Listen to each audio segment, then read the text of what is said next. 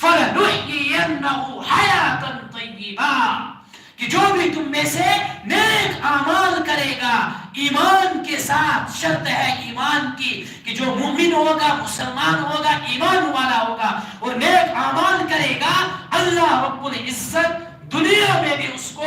آسائش اور آرام کی زندگی عطا کریں گے اور آخرت میں بھی اس کو چین و سکون کی زندگی عطا کریں گے۔ قرآن کریم میں اللہ رب العزت نے فرمایا فَلَنُحْيِيَنَّهُ حَيَاةً طَيِّبَةً، حیات طیبہ عطا کریں گے۔ بعض مفسرین نے کہا کہ اس سے مراد ہے جنت، کہ اللہ رب العزت اس کو جنت میں اعلیٰ سے اعلیٰ مقام عطا کریں گے۔ بعض مفسرین نے کہا کہ دنیا میں ہی اللہ رب العزت اس کو چین و سکون کی زندگی عطا کریں گے، اس کو قناعت عطا کریں گے، اور جس انسان کے پاس قناعت ہوگی وہ کبھی بھی پریشان نہیں ہوگا۔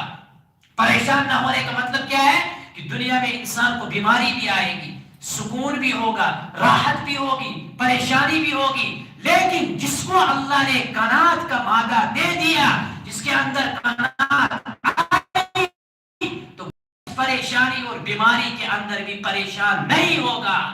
وہ محتاجی کے اندر بھی سکون کی زندگی گزارے گا۔ کیوں؟ اس کو اللہ نے قناعت عطا کی ہے۔ جب اس کے پاس کچھ نہیں ہوگا تو اس کو سادہ کپڑے لگانے میں بھی کوئی پریشانی اور دقت نہیں ہوگی، لیکن وہ شخص جس کو اللہ نے قناعت نہیں دی ہے، جو اللہ سے دور ہے، اس کو اگر کوئی پریشانی آ گئی دنیا میں، محتاجی مسکینی آ گئی دنیا میں، تو پھر وہ باہر نکلنے کے لائق نہیں رہے گا۔ کیوں؟ اگرچہ اس کے پاس پرانے کپڑے ہوں گے، لیکن وہ یہ کہے گا کہ اگر میں جاؤں گا اپنے جو ایریا کے لوگ ہیں، میرے جو حلقے کے لوگ ہیں، ان میں جاؤں گا، وہ کیا کہیں گے کہ یہ وہ فلاں آدمی ہے، دیکھو کیسے کپڑے لگا کے آیا ہے، تو وہ ان زخموں کی وجہ سے پستا رہے گا اور اس کی زندگی پریشان ہی پریشان گزرتی رہے گی۔ یہ قرآن کریم کا وعدہ ہے کہ جو ایمان لائے گا اور عمل صالحہ کرے گا، اللہ اس کو دنیا میں فَلَنُحْيِيَنَّهُ حَيَاةً طَيِّبَةً، یہ تو دنیا کا ہے، وَلَنَجْزِيَنَّهُمْ أَجْرَهُمْ بِأَحْسَنِ مَا كَانُوا يَعْمَلُونَ،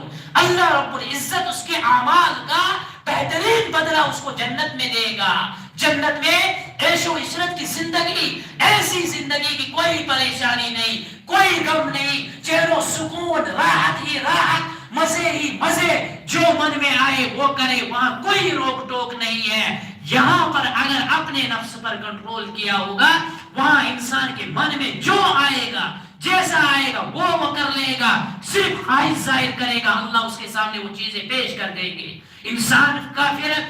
جس چیز کا ارادہ ہوگا وہ چیز اس کے سامنے آئے گی، لیکن شرط ہے کہ دنیا کے اندر اپنے آپ کو اللہ کے احکام کے لیے تیار کرنا ہے، ان احکام کو لینا ہے، ان پر چلنا ہے، اس کے مطابق زندگی گزارنی ہے، تب جا کے اللہ رب العزت یہ چیزیں ہم کو عطا کریں گے۔ نبی علیہ الصلوۃ والسلام نے فرمایا ان اللہ لا ينظر الى صورکم ولا الى اموالکم ولكن ينظر الى قلوبکم واعمالکم، کہتا ہے مال کے ذریعے سے، شکل کے ذریعے سے دنیاوی چیزیں ہم حاصل کر سکتے ہیں، دنیا میں کسی بڑے سے بڑے انسان کو اپنے مال کے ذریعے سے متاثر کر سکتے ہیں، اس کو امپریس کر سکتے ہیں، اپنے حسن کے اس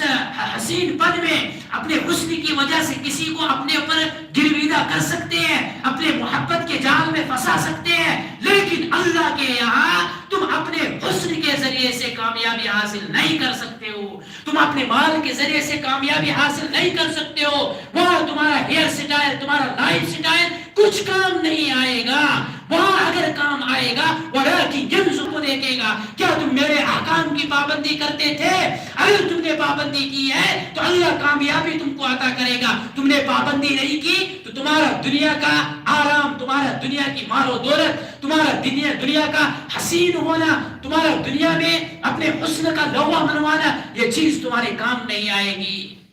ایک صحابی تھے حضرت سعد رضی اللہ تعالیٰ عنہ،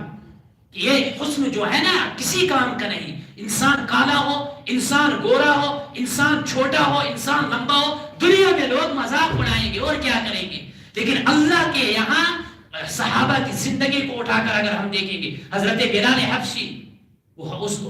سفید تھے ہی نہیں، کالے تھے، لیکن جو مقام اللہ نے ان کو دیا سب ہم جانتے ہیں۔ اسی طریقے سے ایک صحابی تھے حضرت سعد رضی اللہ تعالیٰ عنہ، ان کے چہرے پہ